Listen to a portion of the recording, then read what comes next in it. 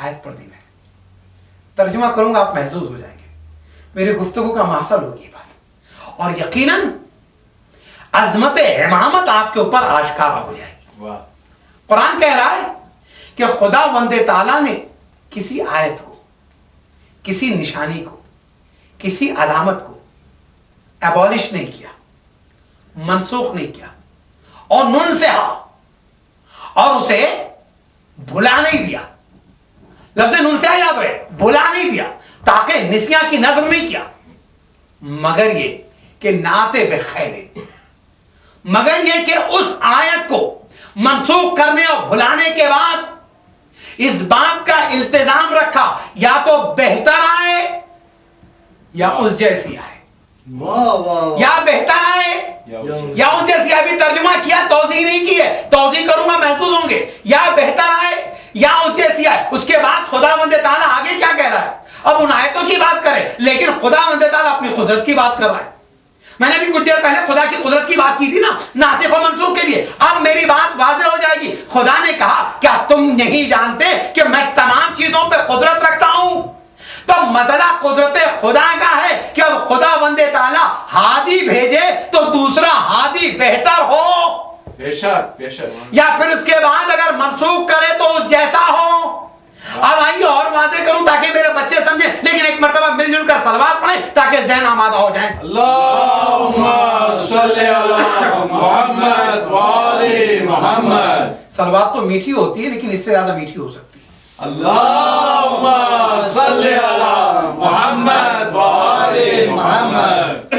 बहरहाल कुरान में खुदा ने कहा हमने आयत कोई निशानी मनसूख नहीं की, मगर यह कि उससे बेहतर या उस जैसी। कुरान के अंदर कोई भी लफ्ज जाए ना, वो इधर का उधर नहीं किया जा सकता। या आपके बच्चों के हाथ में जो एक छोटा सा गेम दे देते हैं जिसके अंदर कुछ कलर्स के होते हैं, कुछ नंबर्स के होते हैं, वो इधर की उधर जगह ले सकते हैं, लेकिन कुरान मजीद वो नहीं है। या एक जमाने के अंदर एक खलीफा राशिद का एक मजमून चला था और बहुत से जाकिरी ने भी माशाल्लाह नुक्ते बनाए, दाद ली, नारे लगे, लेकिन समझ के खिलाफ। तो पूरा कुरान मजीद तो एक अरिथमेटिक के ऊपर है और उसकी बुनियाद एक नंबर है 19 का। ये भी 19, वो भी 19, वो भी 19, बड़ी दादें ली गई। एक मसला अजीब सा, मेरे भाई अगर आप 19 की बात करते हैं तो 19 पे तो मैं मान ही नहीं सकता। या तो कह सकते थे आप 14, या तो कह सकते थे 12, या तो कह सकते थे 5, इसलिए कि तमाम चीजों की असास ये नंबर है। हो सकता है किसी मौके के ऊपर मैं गुफ्तगू के अंदर ये साबित भी करूंगा ये नंबर है, लेकिन 19 तो हो ही नहीं सकते, क्योंकि कुरान मजीद में एक जगह लफ्ज़ 19 आया, सूरह मुद्दस्सिर में आया। वहां पे खुदा वंदे ताला ने जहन्नम के अजाब देने वाले फरिश्तों की जो किस्म बताई है, जो खींच कर ले जाएंगे, वो 19 तरह के अलैहा 17। तो आप अंदाजा लगाएंगे जो अजाब के फरिश्ते हैं वो 19 तरीके के, तो कुरान मजीद को उसकी बुनियाद बना के कि फला चीज 19 है, कोई अरिथमेटिक नहीं यहां पर। अब आइए मैं वापस आऊं। कुरान ने कहा कि खुदा वंदे ताला ने किसी भी निशानी को मनसूख नहीं किया, कैंसिल नहीं किया, मगर यह कि अगली निशानी या बेहतर भेजी या उस जैसी भेजी। बेहतर और उस जैसी, यह नहीं कहा कि उस जैसी और बेहतर, याद रहे, यह नहीं कहा उस जैसी और बेहतर, कहा बेहतर और उस जैसी। आदम के बाद नूह आए, कहा आदम से नूह बेहतर। भाई 1,24,000 पैगंबर मुख्तसर करते, नूह के बाद इब्राहिम आए, बेहतर। आगे मूसा आते हैं और बेहतर, मूसा के बाद ईसा आते हैं और बेहतर, मोहम्मद अरबी सल्लल्लाहु अलैहि वसल्लम आते हैं, सलवात पड़ेगा और बेहतर। भैया कानून बेहतरी का रहा कि बेहतर के बाद बेहतर आता रहा, कमतर आ नहीं सकता। अब जो मोहम्मद अरबी सल्लल्लाहु अलैहि वसल्लम आ गए तो अब उसके बाद ये कानून ये हुआ कि अब बेखैरी नहीं रहेगा और मिसलहा, अब जो आएगा तो उन जैसा आएगा। मैंने कहा यही तो फसाहत कुरानी है। अब हम क्यों नबी की जगह किसी और किरदार को, किसी और शख्सियत को कबूल नहीं करते? हमारी कोई दलील नहीं है, हम कुरान से कहते, कुरान ने वादा किया कि नबी जो आते रहे या तो बेहतर आएंगे या हादी जो आएगा उस जैसा आएगा। पर यही वजह है कि नबी ने कहा कि अव्वलुना मोहम्मद, औसतुना मोहम्मद, आखिरुना मोहम्मद, कुल्लुना मोहम्मद। हम में अव्वल भी मोहम्मद, हम में दरमियानी भी मोहम्मद, हम में आखिर भी मोहम्मद, हम में कुल के कुल मोहम्मद है। पर जब सब के सब मोहम्मद, तो जात एक होगी, माहियत एक होगी, किरदार एक होगा, रफ्तार एक होगी, गुफ्तार एक होगा, फिक्र एक होगी, तकवा एक होगा, ज़ुहद एक जैसा होगा, परहेजगारी एक जैसी। अच्छा, इस कमाल पे पहुंच जाएंगे। इनको देखें तो उनका शायबा होगा, उनको देखें तो उनका यकीन होगा, उन्हें देखें तो उनको देखने का एहसास होगा। सलावत पढ़े बाबा। एक मर्तबा इससे बेहतर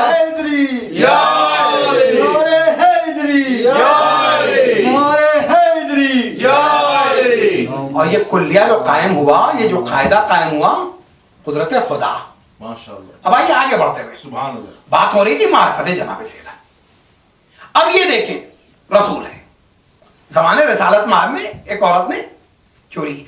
अच्छा, अदालत हो गई बात, मसावत के माने सब बराबर, गधा घोड़ा बराबर, इंसान जानवर बराबर, आलिम जाहिल बराबर।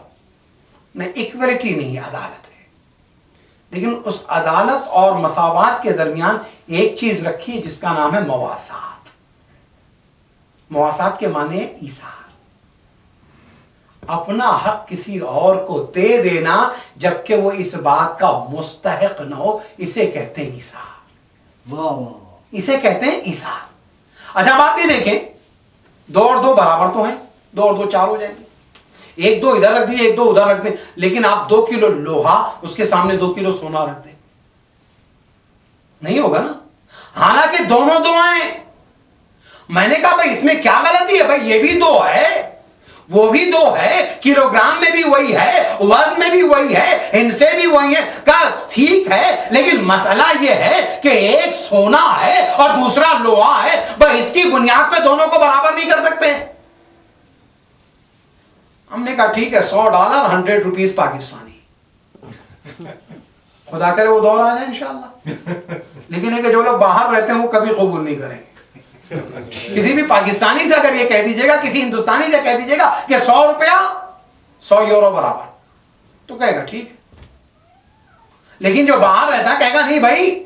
अच्छा, आप ये देखें कि उसके बाद भी मुहिब्बे वतन, तमगे सजे हुए, मुल्क की इकोनॉमी गारत हो, खत्म हो, कहीं पहुंचा। मगर मसला ये है कि 100 के 8,000 मिल रहे, 80,000 मिल रहे। अरे बढ़ते चले जाए, जितना बढ़ेगा हमारा फायदा, इसलिए कि इंडियन और पाकिस्तानी करेंसी में ज्यादा मिल रहा है। अच्छा, एक चीज और बताएं, एक जमाने में ये जो अमेरिका के अंदर जो इकोनॉमी की तबाही आई है, रोज खत्म हुआ, इंशाल्लाह ये खत्म होके रहेगा। लेकिन आप अंदाजा लगाएं, जो तबाही आई थी अमेरिका में इतनी बड़ी, इसका आगाज कहां से होता है? बिल क्लिंटन साहब का दूसरा जमाने सदारत, अपनी एक तकरीर के दौरान, तकरीर करते करते बहुत अच्छा स्पीकर, अभी तकरीर पर ही वो जी रहे हैं, तो अब वो जो एक मर्तबा उन्होंने टिश्यू उठाया और उसके बाद पोंछा और उसके बाद किनारे रखा, कम ईरान की करेंसी को इस टिश्यू के बराबर कर देंगे, इस टिश्यू के बराबर कर देंगे। उस जमाने में हम लोग ईरान भी थे, और हुआ भी ये कि $100 के जो 15,000 मिलते थे वो $100 के 30,000 हो गए थे कुछ दिनों में। इन्फ्लुएंस तो आ जाएगा। लेकिन कुछ दिनों के बाद जब आ गए रफसंजानी, उस जमाने में सदर थे, देखिए 1-2 दिन तो आदमी कंट्रोल कर सकता है, 2 साल तक नहीं कर सकता है। 2 साल तक वहीं पर वापस लाए उस रेट को, 15,000 पे। 2-3 दिन के लिए तो हुआ, एक क़यामत से आई, लेकिन उसके बाद एक अख्तियार देखें। मेरा मौजू ये नहीं है, लेकिन एक जुमला कहूंगा कि बराबर करने की कोशिश की। अब आइए मैं वापस आऊं कि 2 चीजें अगर माहियत अलग हो तो बराबर नहीं होती हो आदत की बुनियाद के ऊपर। मवासात की बात की मैंने। अब आइए, उस जमाने में बड़े खानदान की औरत, उसने चोरी की। अब जो उसने चोरी की तो लोगों ने कहा कि अब ये तो बहरहाल इसका कबीले कुरैश से ताल्लुक है, रसूलुल्लाह सोचेंगे थोड़ा उसके बारे में। कुछ लोग सिफारिश लेके भी रसूलुल्लाह के पास आए।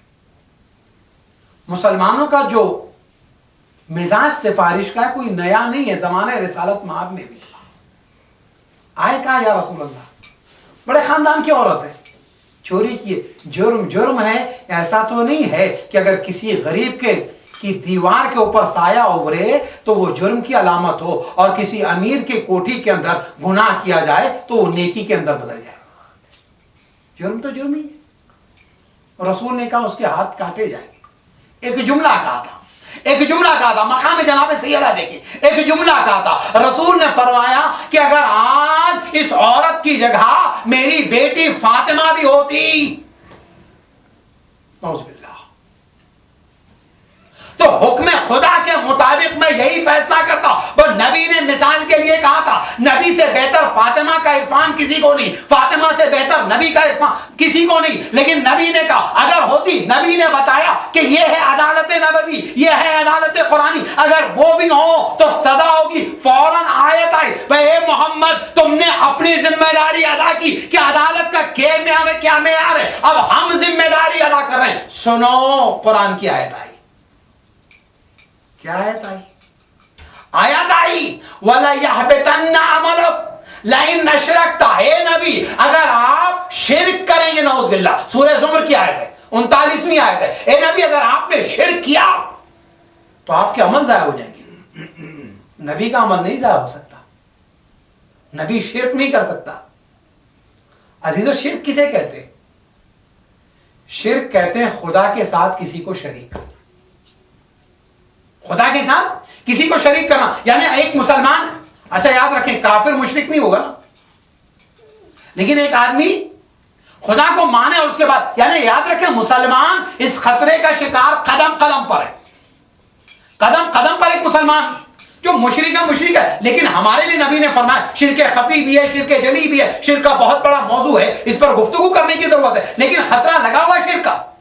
जहां आप नमाज पढ़ रहे हैं, नमाज पढ़ी, नियत की, सूरह पढ़ने लगे, आपने कदमों की आहट महसूस की किसी की, एक मर्तबा बुलंद आवाज से पढ़े, आपकी इबादत में शिर्क हो गई। आपने मजलिस बर्पा की और मजलिस बर्पा करने के बाद आपने बेहतरीन किस्म का तबरुक तकसीम किया ताकि शहर वालों में ये चर्चा हो जाए कि आपने बेहतरीन मजलिस, बेहतरीन तबरुक तकसीम किया, आपसे बेहतर कोई नहीं करता। अगर ये नियत हो गई, शिर्क हो गया। अंदाजा लगाएं कहां का। अब यानी इखलास और शिर्क, आप देखें कि शिर्क से निकलो, इखलास की तरफ आओ, मुखलिसीन अलहुद्दीन। रसूल ने कहा, आयत आई लई नशरकता, ए नबी, अगर आपने शिर्क किया तो आपके अमल जाया हो जाएंगे। एक जुमला कहें, खुदा के साथ किसी को शरीक किया जाए तो मुशरिक हो जाता है। खुदा बंदे ताला ने फरमाया कि फातिमा अरे किरदार और इस्मत की उस मंजिल पर है कि अगर एक जुमला भी निकल जाए फातिमा के लिए तो ये शिर्क के जुमरे में आ जाता है। वाह वाह वाह, अच्छा, शिर्क के जुमरे में आ जाता है। अच्छा, इस पर एक जुमला और उसके बाद में मसाइल की तरफ चलाओ। क्यों आ जाता है? इसलिए क्योंकि खुदा की पाकीज़गी के ऐलान को तस्बीह कहते हैं। मैं जोड़ू यहां से, खुदा की पाकीज़गी के ऐलान को तस्बीह कहते हैं। आप नमाज पढ़ते हैं, मैं 2 रकात नमाज फजर की पढ़ता हूं, जबकि बहरहाल नबी से भी करीब हो रहे हैं, लेकिन कहते हैं कुर्बतन इल्लाह ही तो कहते हैं ना, ज़ोर है कुर्बतन अल्लाह के लिए। नमाज सिखाई नबी ने, लेकिन ये नहीं कहते नबी के लिए पढ़ा, खुदा के लिए। रोजा खुदा के लिए, हज खुदा के लिए, ज़कात खुदा के लिए, खुम्स खुदा के लिए, जिहाद खुदा के लिए। लेकिन जब बात आई तस्बीह की, पर नमाज तमाम की, तस्बीह खुदा की थी, लेकिन कोई भी नहीं कहता कि तस्बीह खुदा वंदे ताला सुब्हानहू तबारक व तआला पढ़ता हूं सुन्नत कुर्बतन अल्लाह। सब कहते हैं तस्बीह फातिमा ज़हरा, क्या उसमें या फातिमा पढ़ते हैं, या ज़हरा पढ़ते हैं, या सिद्दीक़ा पढ़ते हैं, या राजिया पढ़ते हैं, या मर्जिया पढ़ते हैं, या हजरा पढ़ते हैं, या बतूल पढ़ते हैं? का नहीं मौलाना, बट टाइटल तो है तस्बीह फातिमा। लेकिन तस्बीह में कहते हैं अल्लाह अकबर, अल्लाह बड़ा। तस्बीह में कहते हैं अल्हम्दुलिल्लाह, शुक्र खुदा। तस्बीह में कहते हैं सुभान अल्लाह, अल्लाह पाको पाकीज़ा है। पर ये कैसी तस्बीह जहां फातिमा का जिक्र नहीं? का नहीं, सुनो, वो तस्बीह जो खुदा की बुलंदी से जिसका ऐलान हो, खुदा की बुजुर्गी से जिसका आगाज हो, दरमियान में शुक्र खुदा हो, इख्तिताम खुदा की पाकीज़गी पर हो। पर जब ये सहीफा मुकम्मल हो जाए तो उस सहीफे को जो टाइटल दिया जाता है, जो उन्वान दिया जाता है,